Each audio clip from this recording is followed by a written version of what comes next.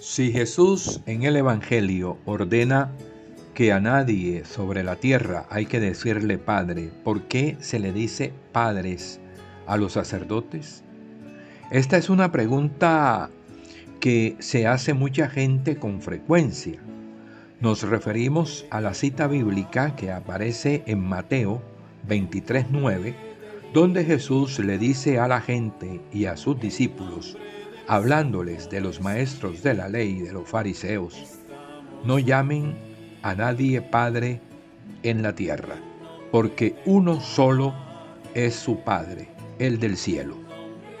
En primer lugar, hay que decir que, como ya sabemos, la Biblia hay que interpretarla en el contexto del texto. No podemos tratar de entender una frase de la Biblia fuera de su contexto literal y hermenéutico.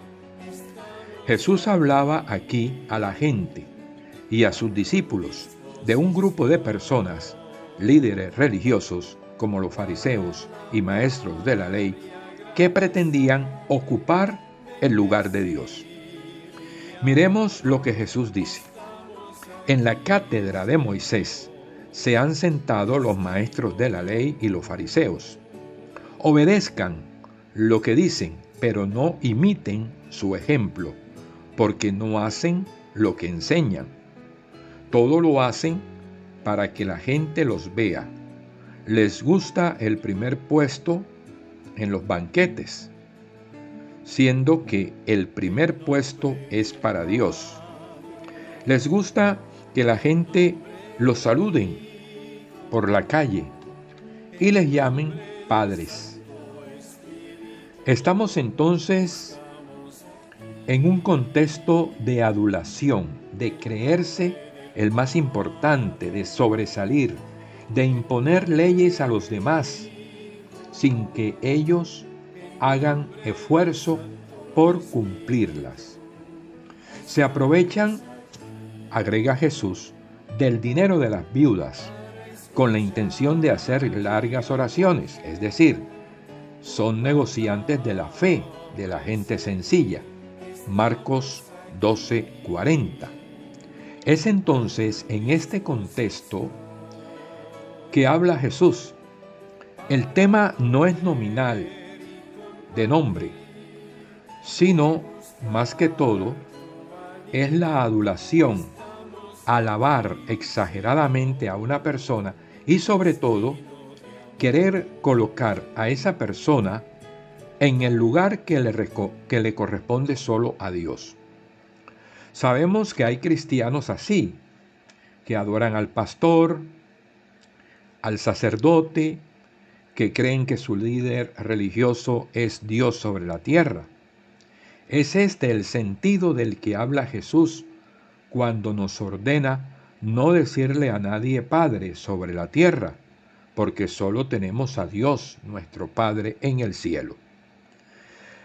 Si nosotros interpretamos este texto literalmente, entonces el primero en desobedecerlo fue el apóstol San Pablo, que se sintió un padre para sus comunidades cristianas y que ellas lo consideraban padre. Solo basta repasar un poco sus cartas para darnos cuenta de esto. Miremos, por ejemplo, Pablo se presenta como el padre de las comunidades que ha fundado. El ejemplo más claro que tenemos es en la ciudad de Corinto, donde él se concibe a sí mismo como el padre espiritual de aquellos cristianos que son sus hijos.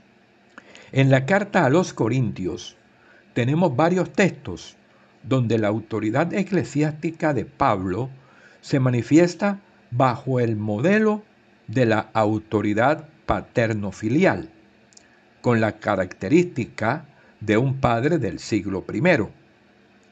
En 1 Corintios 4:15, Pablo se dirige a la comunidad con estas palabras: porque aunque tuvieran 10.000 maestros en la vida cristiana, padres no tienen muchos. He sido yo quien los engendré a la vida cristiana por medio del Evangelio. En 2 Corintios 6:13, Pablo habla a los cristianos como a hijos. Pablo ejerce con la comunidad de Corinto las funciones propias de un padre. Intenta corregir a los cristianos que se han desviado del recto camino, como haría un padre con sus hijos. Se muestra cariñoso con ellos y los llama amados hijos. En otras cartas, esta imagen paternofilial de la autoridad apostólica de Pablo aparece claramente. Primera Tesalonicenses 2:11. Pablo se considera el padre espiritual de Onésimo. Filemón, versículo 10. Pablo a los Gálatas los considera sus hijitos. Capítulo 4, versículo 19. Una expresión del cariño propio de un progenitor.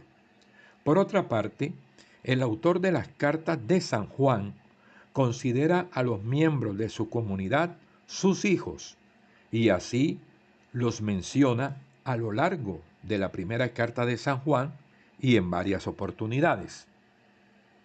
En conclusión, Pablo siente ser el padre de la comunidad. Es el padre que cuida su descendencia. Es el padre de la novia que ha desposado con Cristo.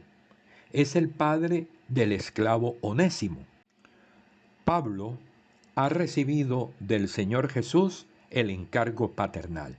No es una autoridad civil al modelo del Imperio Romano, ni una autoridad como la de los maestros de la ley o filósofos de la época.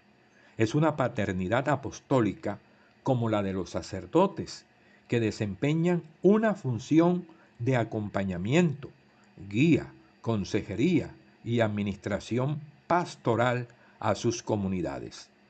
Pablo es consciente de que todo lo que recibe de Cristo y su paternidad se debe a la gran confianza y al gran amor que el Padre Dios depositó en él al llamarlo a ser el apóstol de los gentiles.